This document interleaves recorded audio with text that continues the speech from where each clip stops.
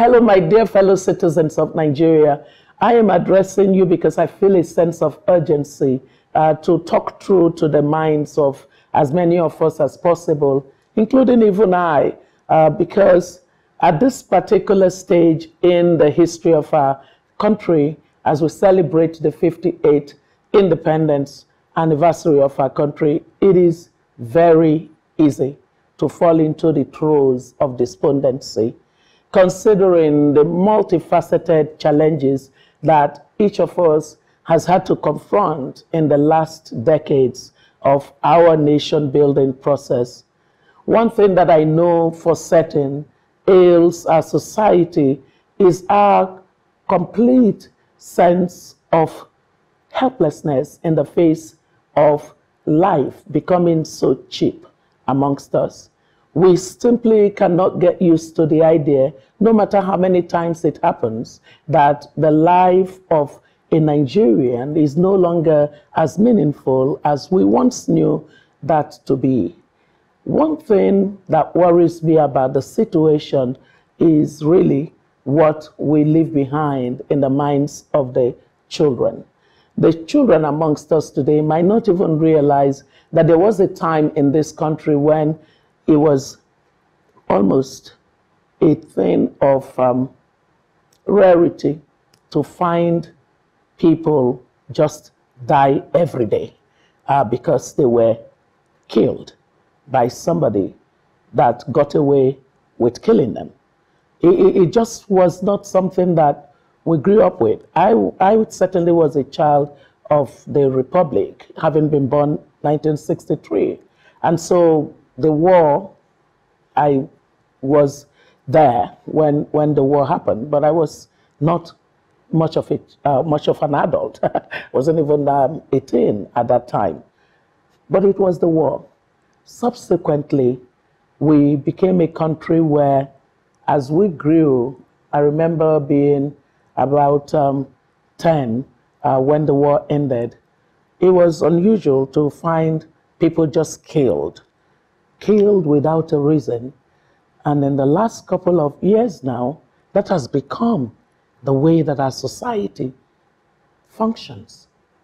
I mean, just the thought of that on a day of independence could make anyone feel that we're in a really bad place. Well, we probably are in a bad place. But you know, countries go through situations like this. There have been countries that went through them.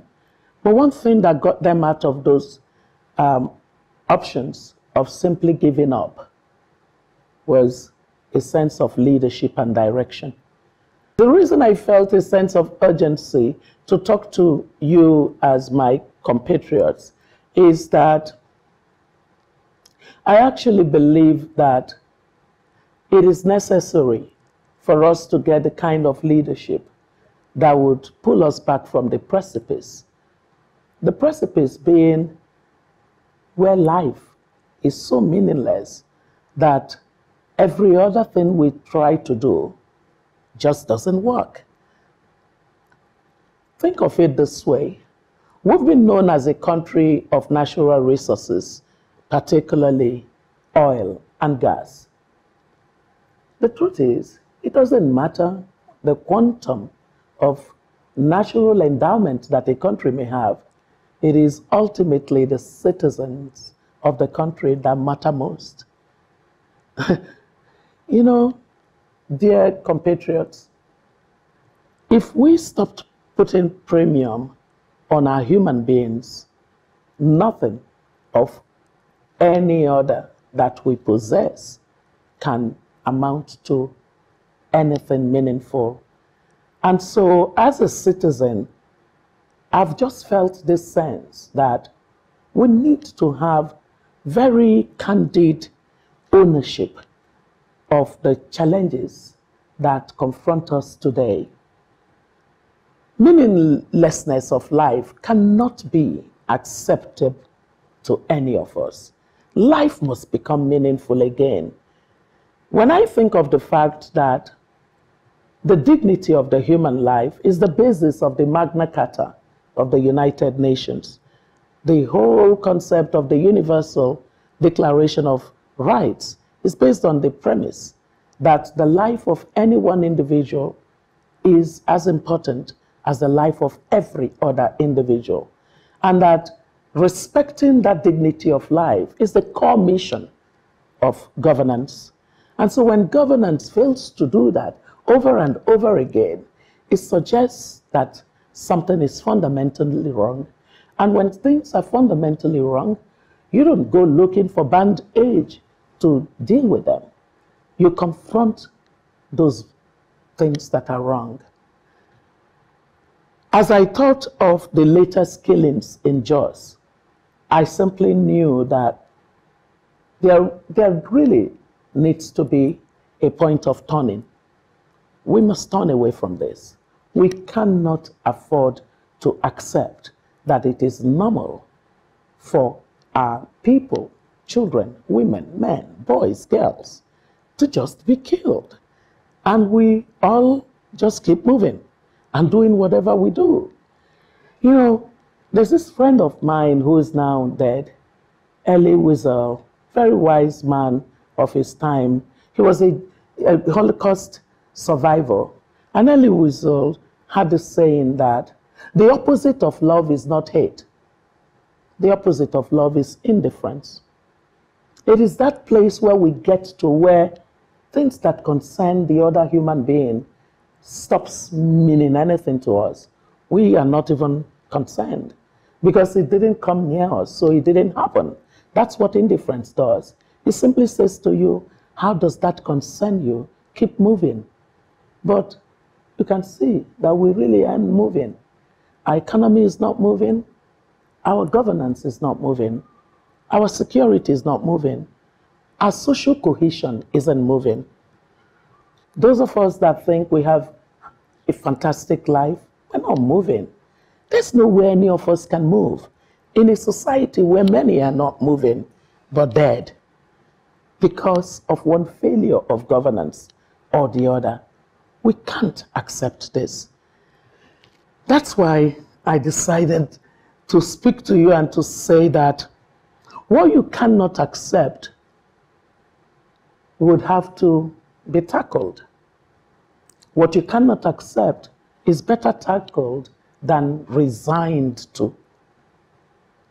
I don't want to resign to this hopelessness, this feeling of despondency, and I don't want my fellow citizens to resign themselves to it. And that's why I thought that just sending a message to you on the necessity for us to remember that the office of the citizen is powerful beyond measure is necessary. The reason that you must remember that is that no matter what other offices may carry as their title, they don't come close to the importance of the office of the citizen.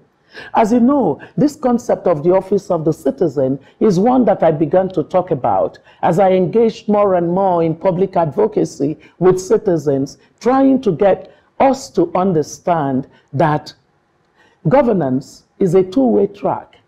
Governance comes with the suppliers, but it also comes with the people that make the demand for it. The suppliers of governance have not been in short supply at all in our country. Every time that we have had governments, whether they be civilian governments or they be military governments, which were more times before than until recently, when we have had uninterrupted by next year 20 years of democracy. What has happened is that we have had suppliers of governance. What we have had in short supply has been the demand for good governance. And so what I am here to let you know is that until we get that demand for good governance, we're not going to make any progress. You know, when suppliers of governance can supply without anybody applying any pressure on them as to what quality and standard of governance they desire and believe they deserve, you know what they do? They behave like monopolies. A monopolist has no incentive to be efficient. A monopolist has no incentive to give you quality. A monopolist has no incentive to give you pricing that is fair. A monopoly simply is a tax, is a tax on you, on your spirit. Are you therefore surprised that because citizens for so long did not engage on matters of governance, our suppliers of governance, that is those who go to government supposedly to serve us, began to behave like monopolies? That's why it is possible for there to be killings in the country, and those who are in government would not even consider it necessary to engage the people who have become heartbroken as a result of their laws. That's why killings can happen, and we would find liberty to send greetings and commiserations to people of other countries and ignore our own people who have been bereaved. That's why there are killings in our country, and we would all move on, and even the establishment would also move on without thinking that it is necessary to account for what happened. That's why there could be killings, and we just never find anything to giving us confidence that there would be consequence for such behavior. That's why there would be killings, and people say, move on to the next thing because another one will happen. Just pray that you're not the one involved. How can we have that as part of the way that we govern ourselves? If we don't demand for good governance, if we don't assert, if we don't exact, if we don't exact and press for good governance, what would happen is what you see with economy. I was looking at the budget performance for 2017, and I was alarmed. You know, for many months, I've been saying things like, I don't want to imagine what the state of our public finance looks like. I kept saying it because I got a sense through the many different activities of government that some things were not quite adding up. And I kept saying it until I saw the budget performance that was recently released by the government, and looking at it and saying that our oil revenue is no longer sufficient to handle our personnel cost. Personnel cost of less than 2 million Nigerians? Where do we go with that? We have to depend on non-oil revenue as an addition to oil revenue in order to cover personnel costs. The balance of that goes to paying our debt interest. And it's not even sufficient. So we have to borrow in order to keep at pace with debt servicing. And then we are having to do everything about critical infrastructure on the back of fiscal deficit funded by debt. So here we are, having celebrated the fact that we got massive debt cancellation of about $18 billion just some less than 2 decades ago.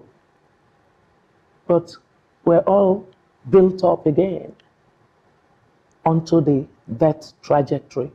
That's not to say that we cannot borrow. Every economy requires loans of one form or the other in order to complement its own generated resources. Domestic mobilization of revenue through all kinds of sources of productivity in an economy is the center of being able to fund critical infrastructure. But ladies and gentlemen, my fellow Nigerians, that we have to completely depend on borrowing in order to do critical infrastructure, it tells us that we're not in a good place at all. We're not in a good place because it means that we can't even invest the kind of resources we require in order to build a massive world-class human capital that would enable us get out of the trap, the entrapment of an oil-obsessed elite class. And yet, we must get out of this quickly.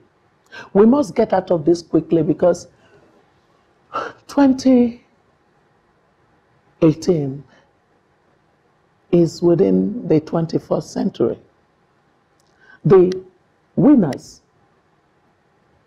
of the 21st century are now being defined.